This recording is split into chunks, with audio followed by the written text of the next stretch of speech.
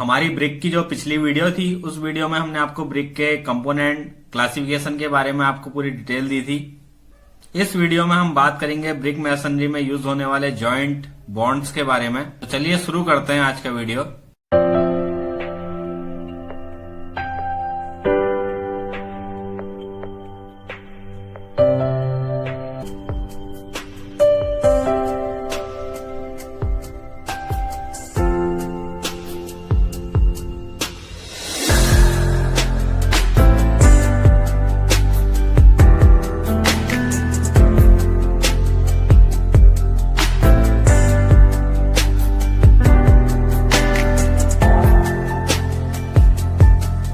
Brick masonry work काफी कुशलता से किया जाने वाला वो कार्य होता है।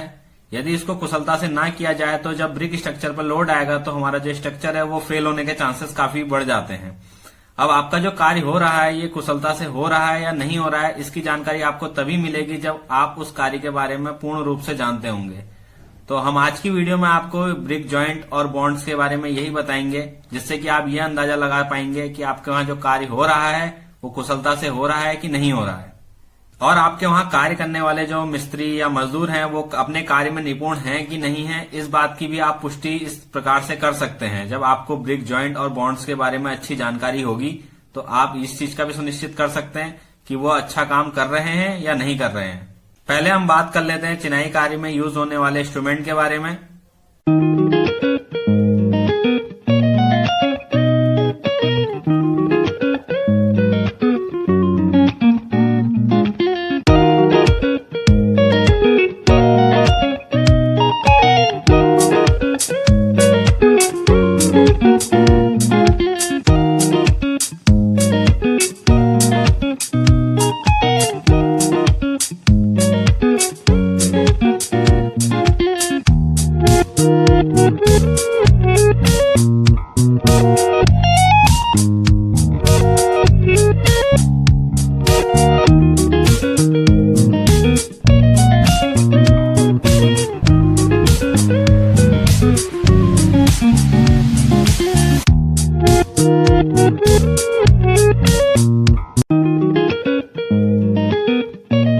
कर्निया ट्रॉवेल कंस्ट्रक्शन वर्क में यूज होने वाला है सबसे मोस्ट इंपोर्टेंट टूल है। इसकी मदद से कंक्रीट मिक्स को उठाकर इस तरह से ईंटों के बीच में भरा जाता है एवं वर्टिकल और हॉरिजॉन्टल जॉइंट बनाए जाते हैं। इसकी मदद से ही आसानी से दीवारों पर टीप और प्लास्टर का वर्क भी किया जाता है। वो प्लास्टर में डिजाइन बनाने के लिए भी इसी का यूज किया जाता है। तैयार कंक्रीट मिक्स को इस प्रकार से फैलाने के लिए भी करनी का इस्तेमाल किया जाता है। इसीलिए ये सबसे मोस्ट इम्पोर्टेंट टूल हमारे लिए बनता है। गुनिया या मैसन्स स्क्वायर, ये मेटल की बनी होती है। इसकी दो भुजाएं होती हैं जो एक दूसरे से 90 के एंगल पे खुली होती हैं। इसकी मदद से ही आप दीवारों में समकोण को नाप सकते हो। इसका सबसे ज्यादा यूज फर्श पे लगने वाले पत्थर की कटिंग के टाइम पर किया जाता है। समकोण को नापने की वजह से ही हमारे कंस्ट्रक्शन वर्क में ये इंस्ट्रूमेंट काफी इंपोर्टेंट हो जाता है। बिसौली ब्रिक हैमर, कुछ जगहों पर इसको बासुली भी कहा जाता है। ये दो टाइप की होती है। जो आप इमेज में देख रहे हैं ये कारपेंट्री वाली होती है, और जो दूसरी वाली होती है ये कंस्ट्रक्शन काम में यूज होती है। इसकी मदद से आप किसी भी जगह पे तुड़ाई, छटाई, कटाई या फिर ईंट को काटने छाटने में आप इसका इस्तेमाल कर सकते हैं। स्टोन मैसनरी वर्क में भी इसकी मदद से स्टोन की कटाई छटाई की जाती है। अपने इसी काम की वजह से ये टूल हमारे लिए कंस्ट्रक्शन वर्क में काफी इंपोर्टेंट हो जाता है। फीता या टेप, इसका प्रयोग लंबाई, चौड़ाई, गहराई नापने में किया जाता है। टेप के बारे में मैंने आपको मेरी पिछली वीडियो यूनिट मेजरमेंट में बताया है। जिसने वह वीडियो नहीं देखी, लिंक नीचे डिस्क्रिप्शन में दिया है, आप जाकर के उस वीडियो को देख सकते हैं। साहुल या प्लम बॉब, इसका यूज हमारे जो कंस्ट्रक्शन वर्क में दीवार या कॉलम होते हैं ये वर्टिकल जा रहे हैं या नहीं इसका पता लगाने में किया जाता है। लोहे के लट्टू के आकार का होता है जिसे डोरी से इस प्रकार से लटकाया जाता है। वह ऊपर जो एक कील जैसी लगी होती है, इसका साइज इस लट्टू के पूरे डाय के बराबर होता है। साहुल की ही मदद से आप जमीन से ऊपर लटका कोई भी ऑब्जेक्ट हो उसका पॉइंट आप जमीन पर आसानी से पता कर सकते हैं। इसीलिए ये इंस्ट्रूमेंट भी हमारे लिए कंस्ट्रक्शन वर्क में काफी यूजफुल होता है। इसी की मदद से ही हम वर्टिकली किसी चीज का पता कर पाते हैं। नेक्स्ट है हमारा स्प्लिट लेवल या फिर लेवल पाइप। जिस प्रकार से प्लम्बॉब की मदद से हम वर्टिकल सरफेस का पता करते हैं, उसी प्रकार से इसकी मदद से हम किसी भी ब्रिक वर्क में या मैसनरी वर्क में हम हॉरिजॉन्टली सरफेस का पता कर सकते हैं। इसकी मदद से ही कंस्ट्रक्शन वर्क में किसी भी सरफेस पे उचित ढाल दी जा सकती है। छेनी या चीजल, इसका प्रयोग कंस्ट्रक्शन वर्क में कटाई छटाई में किया जाता है। हथौड़े से इसके चपटे सिरे पर मारते हैं, वह इसका धार वाला जो सिरा होता है वो उस स्थान को काटता है जिस स्थान को हमें काटना है। हथौड़ा या हैमर, इसका यूज छेनी के साथ सबसे ज्यादा किया जाता है। इसकी मदद से कीलों को आसानी से ठोका जाता है, इसीलिए ये काफी इंपॉर्टेंट टूल हो जाता है। अब इंस्ट्रूमेंट की डिटेल तो पूरी हो गई। अब हम बात कर लेते हैं चिनाई कार्य में यूज होने वाले कुछ मेन टर्म्स या लैंग्वेजेस के बारे में। ईंटों की हॉरिजॉन्टली परत को ही कोर्स या रद्दा कहा जाता है। मैसनरी वर्क में जो क्रमशः 4 रद्दे होते हैं उनकी ऊंचाई लगभग 1 फीट के बराबर होती है। यदि आप किसी स्ट्रक्चर को देखते हैं, ब्रिक वर्क के स्ट्रक्चर को देखते हैं, अगर आपके पास मेजरिंग टेप अवेलेबल नहीं है तो आप रद्दों को काउंट करके भी उस स्ट्रक्चर की हाइट का पता कर सकते हैं। जब ब्रिक को सामने से देखने पर आपको ये लंबाई और ये ऊंचाई दिखाई दे तो इसी पार्ट को ब्रिक का स्ट्रेचर पार्ट कहा जाता है। जब ब्रिक को सामने से देखने पर आपको ब्रिक की चौड़ाई और ब्रिक की ऊंचाई दिखाई दे तो ये ब्रिक का हेडर पार्ट कहलाता है।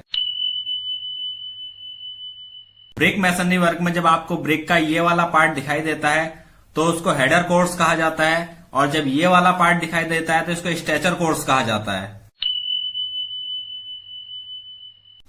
जब एक ही कोर्स या एक ही रद्दे में ब्रिक के जब इस पार्ट पे आपका जो जॉइंट बनता है उसको वर्टिकल जॉइंट कहा जाता है। जब दो अलग अलग कोर्स या अलग अलग रद्दों के ऊपर जो इधर से जॉइंट बनता है इसको हॉरिजॉन्टल जॉइंट कहा जाता है। ब्रिक का जो ये फेस होता है इसको टॉप फेस, और इधर जो तली में होता है प्लेन सरफेस वाला इसको बॉटम फेस कहा जाता है। इसको कभी भी रद्दे के नीचे रखा जाता है और इस वाले फेस को ऊपर की ओर रखा जाता है। डेली 2 टाइप की होती है, एक किंग क्लोजर एक क्वीन क्लोजर, यानी कि एक नर डेली एक मादा डेली। तो जो हमारी नर डेली होती है वो हमारे जब ब्रिक के इस आधे पोर्शन से इस आधे पोर्शन से आपका जब ब्रिक को काट दिया जाता है इस टाइप से, तो इस टाइप से जो हमारी ब्रिक बनती है उसको किंग क्लोजर कहा जाता है। जब इस ब्रिक को आधे से काट दिया जाता है इस टाइप से तो हमारी क्वीन क्लोजर बनती है। क्वीन क्लोजर का वो जो वर्क होता है वो किसी भी वर्टिकल जॉइंट को तोड़ने के काम आता है, और जो हमारा किंग क्लोजर है वो किसी भी कोने पे, यदि हमको कोना तीखा नहीं चाहिए घुमावदार बनाना है तो वो वहां पर यूज होती है। जब हमें ब्रिक मैसनरी वर्क में ईंट के छोटे टुकड़ों की जरूरत होती है जिसको अद्धा पौना भी कहते हैं लोकल लैंग्वेज में, तो उसको ही बैट कहा जाता है। उन टुकड़ों को ही बैट कहा जाता है। जैसे कि आप ये ब्रिक देख रहे हैं, अगर इसको आधे से यहां से तोड़ दिया जाए तो ये हमारा अद्धा बनेगा, और इसका अगर एक पार्ट को इधर से तोड़ दिया जाए तो जो हमारे पास बचेगा ये पौना बचेगा। ये अद्धे और पौने की जो हमको जरूरत पड़ती है ये आधी ईंट की दीवार में पड़ती है। जिस दीवार को कॉन्ट्रैक्टर लोग एक ईंट की दीवार कहते हैं उसको आधे ईंट की दीवार कहा जाता है, यानी कि 4.5 इंच की जो आपकी वॉल होती है उसको आधे ईंट की दीवार कहा जाता है। पिलर और कॉलम दो अलग अलग चीज होती हैं, कुछ लोग इनको एक ही समझते हैं। कॉलम का जो मेन वर्क होता है उसका वर्क होता है कि पूरे स्ट्रक्चर के लोड को बिना फेलियर हुए सॉइल में भेजना।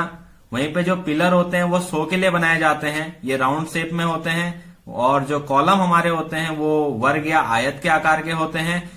पिलर हमारे छोटे से स्ट्रक्चर का लोड ले सकते हैं, और जो हमारे पिलर होते हैं ये सॉइल के अंदर भी हो सकते हैं और ये ऊपर से भी बनाए जाते हैं, पर कॉलम हमारे से सॉइल के अंदर से ही बनाए जाते हैं, जो हमारे एक फाउंडेशन का काम भी करते हैं। पिलर हमारे फाउंडेशन का काम नहीं करते हैं।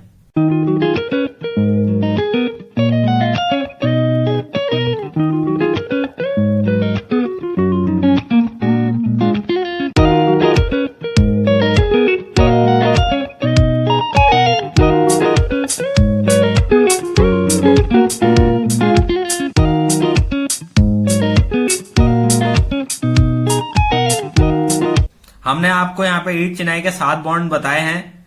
इन 7 बॉन्डों में से हमारे से 3 ही बॉन्ड यूज होते हैं, जिसमें से एक हमारा है इंग्लिश बॉन्ड, एक है फ्लेमिश बॉन्ड और एक है स्ट्रेचर बॉन्ड। जो इंग्लिश और फ्लेमिश है ये हमारा 9 इंची की दीवारों में यूज होता है। वहीं पे जो स्ट्रेचर है ये हमारा आधी ईंट की दीवार, जो मैंने आपको बताई थी पहले भी मैंने आपको बताया कि आधी ईंट की दीवार जो हम बाउंड्री वॉल करते हैं छतों की या अपने घर के चारों ओर की चारदीवारी करते हैं, उसको आधे ईंट की दीवार कहा जाता है। उसमें ही स्ट्रेचर बॉन्ड यूज होता है। अगर आपको ईंट चिनाई के एक ही कोर्स या एक ही रद्दे में आपको स्ट्रेचर, सारी ईंटों का स्ट्रेचर पार्ट दिखाई दे और उसके अगले रद्दे पे आपको सिर्फ हेडर पार्ट दिखाई दे, तो आप समझ जाइए कि ये इंग्लिश बॉन्ड है। इस बॉन्ड में आपका डेली का यूज काफी होता है। इसमें डेली का यूज उसके वर्टिकल जॉइंटों को तोड़ने के लिए किया जाता है। किसी भी ब्रिक वर्क के वर्टिकल जो जॉइंट होते हैं उनको तोड़ने के लिए उसका यूज किया जाता है। इस जो आपका जो ये बॉन्ड होता है इंग्लिश बॉन्ड, इसमें आपकी ब्रिक का काफी वेस्टेज होती है और 9 इंची की दीवारों में आपको ये मैक्सिमम यही चिनाई देखने को मिलेगी। सब जगह आप जहां भी देखेंगे हर मिस्त्री इसी चिनाई को यूज करता है, क्योंकि ये करनी काफी आसान होती है। मगर इसमें बस इसकी खराबी यही होती है कि इसमें आपकी ब्रिक जो होती है वो काफी वेस्ट होती है। ईंट चिनाई कार्य के जब एक ही रद्दे या एक ही कोर्स में आपको ईंट का स्ट्रेचर और हेडर दोनों ही देखने को मिल जाए तो उस बॉन्ड को फ्लेमिश बॉन्ड कहा जाता है। ये बॉन्ड बनाना काफी कठिन होता है। इसमें क्योंकि कोई भी डेली या अद्दे का यूज नहीं किया जाता है, इसके बनाने के लिए आपको काफी कुशल मिस्त्री या कारीगर की जरूरत पड़ती है।